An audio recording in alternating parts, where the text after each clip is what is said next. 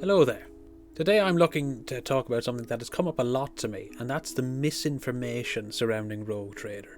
That people will just confidently reiterate again and again and again. Even if it's from people that own the books, even if it's from people who claim to be massive fans of Rogue Trader. The matter's reared its head again because of two charts that have been going around recently. One's from Crusade and Heresy, and one is from the Outer Circle. Both of which are to do with the recent Custodes debacle, with one chart being for and one chart being against the recent changes. So the first chart's been doing the rounds. It's been going around Discords and different communities and Facebook pages and all the rest. And it makes a similar mistake that Maka from the Outer Circle makes with his chart, and that's claiming that transhumans aren't a thing in Rogue Trader, or even the original rulebook, which is just an outright lie. The Marines are outright stated to be enhanced, to be faster and stronger than a human being, to the point that it's described as superhuman, and that's through surgical enhancements and surgeries and different things. And that is quite literally the literal definition of being transhuman. Now, the second chart kind of surprised me, because Mac is usually up on his lore, but here he really dropped the ball. There's a lot of stuff here that's it's just incorrect. There's like weird bits of like fan canon that gets passed around the community that's here. There's things that he claims are no longer canon or were left in the past, which are still like brought up to this day. And he's doing this after having multiple streams at this point going through like Rogue Trader books with his friend, so this was quite surprising. That he's getting stuff wrong for both Rogue Trader and Second Ed. But these aren't uncommon things to see around the community, so it's a good jumping off point for just talking about the whole matter. Rogue Trader. This is often the era where all of the weird things happen, because it's the Genesis era. It is the point in time where the different ideas have been stolen, conjured up in drug-addled dreams, all gets thrown together, and I've listed some of them here. Obi-Wan, Sherlock, Clouseau, Half-Elder Marine Librarians, Mad Donna, things like that, okay? The orcs are marsupials, the Emperor is just weird, Marines are humans, Primarchs are just generals, the Star Child theory. So, starting from the top, Obi-Wan Sherlock Clouseau is basically a gag character from Priestley. And the whole point was just, it's an amalgam of different detective names and effectively a space wizard. And that was just to quickly communicate to players, this is the general idea of what an Inquisitor is, in a funny way. And that was basically it. Yeah, so all these things may well have played their part, and sometimes they're just a gag. Sure. You know, and don't have any part to play in the greater evolution of the games or the background.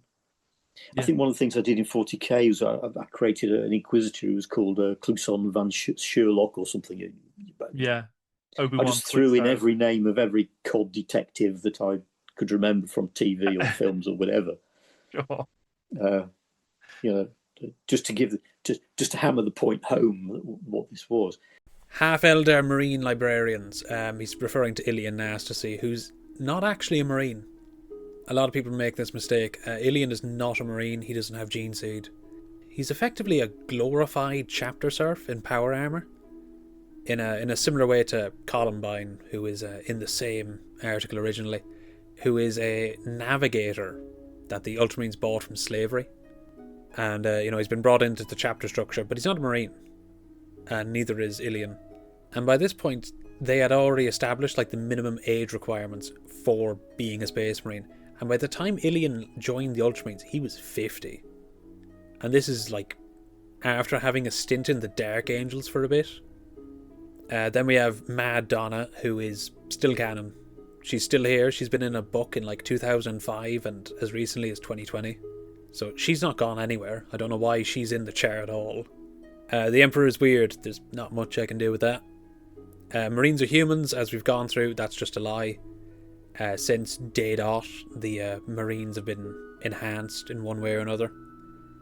It's just later on in White Dwarf 98 in 1988 that it gets elaborated on way more. The Primarchs are generals. They still are generals to this day, which is why I always find it funny people bring it up. But no, the the Primarchs as we would know them, as like these enhanced sons of the Emperor, there's 20 of them, the primogenitors of the Primarchs, that came about in White Dwarf 117 in 1989, and that's 4 years before 2nd edition would come. They might point it and go, but there were female space marines in Rogue Trader. Yes, and in Rogue Trader, marines were all basic humans. And he brings up the thing that probably gives me the biggest fucking headache in this when it comes to this whole thing, and that's female marines existed in 1st edition. No, they didn't. They're this is a thing the fans have just thrown around the place, and it's just not true at all. The Marines in the first White Dwarf that was like advertising Rogue Trader around the same time that it released describes the Space Marines as the brethren of the Adeptus Astartes, and if you read the rulebook, it's constantly just brother, brethren, and it's the same if you read through the rest of the White Dwarf and the other books that have come out in that edition. The reason this seems to have come about is because of Games Design Workshop, which is an American company that had their own magazine, and they published the Little Sisters of Purification, which was a female Space Marine chapter. But this is fan content. This is literal fan fiction. And the other thing is there was two adventurer models that were based on like the image of the Sister of Battle in the main rulebook. It's got the ram head. It's based on the Mark 6. It's got the boob plate because most of the power armor was just based around Mark 6 because that's what they were selling. It was like, all right, this is what we have as power armor. This is what it looks like in the setting. So it got reused a lot. There's humans in there's regular humans in the rulebook, and they're just wearing power armor. You have the sister, and she's wearing the same Mark 6 power armor, but it's just got boobs stuck on it, and that's all they are. There's no reference to female Marines at all in First Ed, but for whatever reason, Mac is just reiterating this. And then the Star Child. This is still canon. It's still brought up. It's been brought up in was it Throne of Light from 2023? It's been brought up again, so that's not gone anywhere. That's still here. More seriously, in 2nd edition, they come out with things like the Horus Heresy, Marine chapters as we understand them today, Primarchs as we know them today. More or less, they're not all the way there because they haven't been fleshed out yet, but they are these missing superhuman generals, blah, blah, blah, blah. Emperor is a dead demigod, and it's taken up to the next level where he's worshipped and all that in a different way to Rogue Trader. Marines are transhuman now. So they are genetically modified superhumans, the organs, all that kind of thing. This era is where we get that from. And then if we jump over to his 2nd edition chart, the Horus Heresy was fairly well like laid out as an idea in First Ed. Like the whole thing of like the Siege of Terra happens, you have all the traitor Primarchs and the demon Primarchs lay siege. You have the at the time possessed Horus, before it was changed later to be him being stabbed by a shit knife and hallucinating everything, and Erebus tricking him, and Magnus being there and all that. The Emperor's there, and the Custodes, the Blood Angels, the White Scars, Rogaldorn, Sanguinius, all that is just set up in First Ed. So the Heresy as we know it, and like the skeleton of it, is set up in First Ed, not in 2nd. The chapters were also like mostly already there. The main difference is that legions and chapters, like they're called the same thing effectively, which makes things confusing at times. So it'll be like, oh, Sanguinius had the Blood Angels chapter, and it's just that at the time a full strength legion, they just refer to that as chapters, and then when they were broken down individually, they still called themselves chapters. But chapters as we knew them already existed. The Primarchs as we know them already existed, as I've said. The Marines are transhuman, already established, all that, years and years prior. So he brings up the progenoid glands and the organs and everything. But that came long prior. You're looking at White Dwarf 98, 4 years prior. So with all this, like Macca's whole idea with this video is that the lore actually hasn't changed as much as people would like to believe or have been led to believe. And yet he's adding things in which either are still canon, were never canon, or were actually like found their genesis in First Ed, not Second, which just undermines its point needlessly, and I don't see why he added it all in. Like, he owns the books, like, just flick through them, lad. Now, Mac is not the first person to make these mistakes, and they've constantly made the rounds around the community. And it's not the only ones, there's a good few others that I've heard around. So you have, and one of them would be the Lost Primarchs. Like, there's a lot of weird fan canon that goes around and regarding their purpose. So I think you'll see a lot in a lot of places reiterated constantly is that the reason that the Lost Primarchs are lost, and were not elaborated on in any way, or at least originally, was for the fans to create their own legions and different things. And this just isn't true. Priestley in an interview confirmed this and was actually just sort of confused by it. The reason that there's 1,000 chapters is so that people can make their own chapters and do different things. And that's why so many weren't elaborated on. Or, you know, they would just be a colour scheme or this or that, and you can go have fun with it. And then there's the hundreds that we never get mention of, so that fans can do it. Meanwhile, the reason that the Lost Legions aren't elaborated on, and the Primarchs, is purely to be a mystery. And that's all.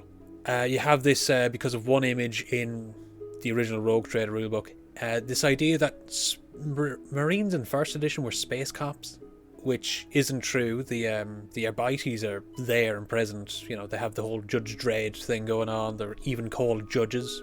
They're your space cops. The Marines in this image that you see here is to do with the whole section on Logan's World. And that's because the Eye of Terror is like blinking every couple of years.